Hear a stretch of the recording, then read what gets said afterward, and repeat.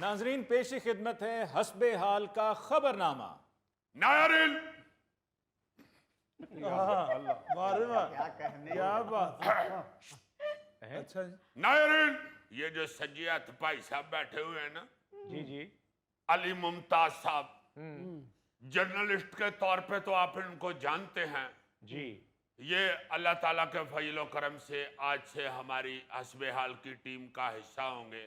वाह हिस्सा क्या, बल्कि ये अब हमें लीड करेंगे। वाह। और इन्होंने आज आते ही कुछ ज्यादा ही मुझे लीड कर दिया है। आगे को 15 मिनट मेरे ना अंग्रेजी बोलते रहे ने ते अखीर ते मैनू आंदे ने मैं वजीराबाद दा वां। यानी कि छुरी अंगर और तेज। यकीन करो मेरा उतला सा उत्ते ते थल्ले वाला थल्ले रह गया। मैं कहा यार ये तो को अंग्रेज सद लिया चैनल वाले ने। तो मैं कहा यार पहले दसो वजीराबाद। फिर मेरा साह निकले। बहरहाल हमारी सारी टीम की तरफ से आपको वेलकम जनाब। बहुत खुशी हुई आपसे मिलके। आप माशाल्लाह बड़े नफीस आदमी हैं। नायरीन, आप इनको जर्नलिस्ट के तौर पे तो देखते ही रहते हैं। ये अब हस्बे हाल के माशाल्लाह एंकर हैं, तो खबरनामा पेशे खिदमत है, यानी दूसरी खबर। ये पहली जरा यादा अहम थी इसलिए पहले पेश कर दी।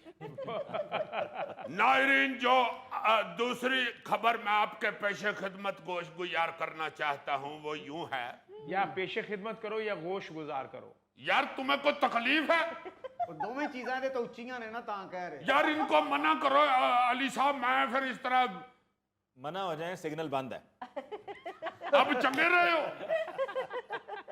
एंकर सिग्नल भी बंद कर सकता है। वाह वाह वाह। नायरीन, खबर तो क्या है, बस रोना पिटना ही है। रोना पिटना है फ्रांस के सदर मैक्रोन का। अच्छा। पता नहीं इस बेचारे दी किस्मत च थप्पड़ लिखे ने, समझ नहीं आती भाई। एक दफा इसको पब्लिक में किसी ने थप्पड़ मारा था, उसकी भी फिल्म बन गई थी। अच्छा। अब बीवी ने जहाज में थप्पड़ मार दिया, उसकी भी वीडियो बन गई। लो। खबर खैर की सुनावा, सीधी गल करनी है, तेरे घर घर की कहानी है। ये तो आप सब नायरीन देख ही चुके हैं कि मैक्रोन जो है वो वियतनाम के दौरे पे गए थे और उधर उन्होंने जाके तो अपना अभी बाहर निकल के जहाज से मिलना ही था जो उधर अपना आए हुए थे इस्तकबाल के लिए। नीचे कैमरे फिट थे और ऑन भी थे, रोल पे भी थे कैमरे, आई मीन ऑन हो चुके थे। तो मैक्रोन बेचारा उत्तर टाइट हुई ठीक कर रहा सी, पता नहीं ओदी की गल हुई है। वैसे आप उनके मीडिया वाले तो ये कह रहे हैं कि भाई जी थप्पड़ नहीं मारा उन्होंने। उन्होंने कहा है, अपनी बीवी से पूछा है कि मैं ठीक लग रहा हूँ। उनकी बीवी ने मुंह पे हाथ रख के कहा इधर से दिखाओ। तो लोगों ने समझा कि शायद थप्पड़ मारा है। तो वो जल्दी से ऐसे सीधे सीधे होके बाहर निकले हैं, तो उन्होंने ऐसे ऐसे हाथ हिलाना शुरू कर दिया। और साथ उन्होंने ये भी फिर कहा है कि भाई जी असल में थप्पड़ नहीं था मारा, वो मेरा चेहरा परे मोड़ के तो देखना चाह रहे। बहरहाल इसका नुकसान सबसे ज्यादा अली मुमताज साहब अय्यी को हुआ। वो इस तरह के आपकी परजाई कहती है कि सदर थे चपेड़ा खान देने तो तू की है। उसको मैंने बड़ा समझाया है, मैंने कहा कि उनका मीडिया बता रहा है कि नहीं मुंह मोड़ा है उन्होंने, मगर वो मान ही नहीं रही। वो कहती है ये कमान से निकला हुआ तीर, मुंह से निकली हुई बात और बीवी के हाथ से निकली हुई चपेड़ कभी वापस नहीं आती। हाय हाय हाय हाय, देखो जरा खवातीन का क्या हौसला वदा होगा। हर बीवी ने अपने खामन से कहा होगा कि वेखिए किथे फ्रांस के सदर चपेड़ा खान देने तो तू की शय में। वैसे अजीजी, मैं हस्बे हाल देखता रहता हूँ और मुझे चूंकि तुम्हारे हालात का पता है। हाँ, कोई ढकी छुपी बात नहीं है, मुझे तुम्हारे हालात का पता है, पूरी दुनिया को पता है, मुझे भी पता है। यार आप कहना क्या चाहते हैं भाई साहब?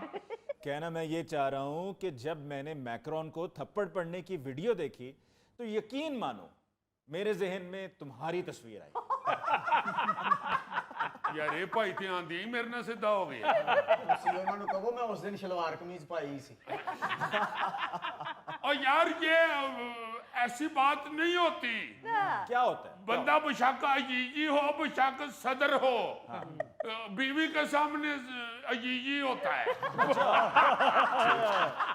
वैसे मैक्रोन की असल परेशानी ये है कि वो जिस मुल्क में बीवी के हाथों जलील हुआ है ना जी, वही वो बेचारा अपना इमेज बनाने पहुंचा था।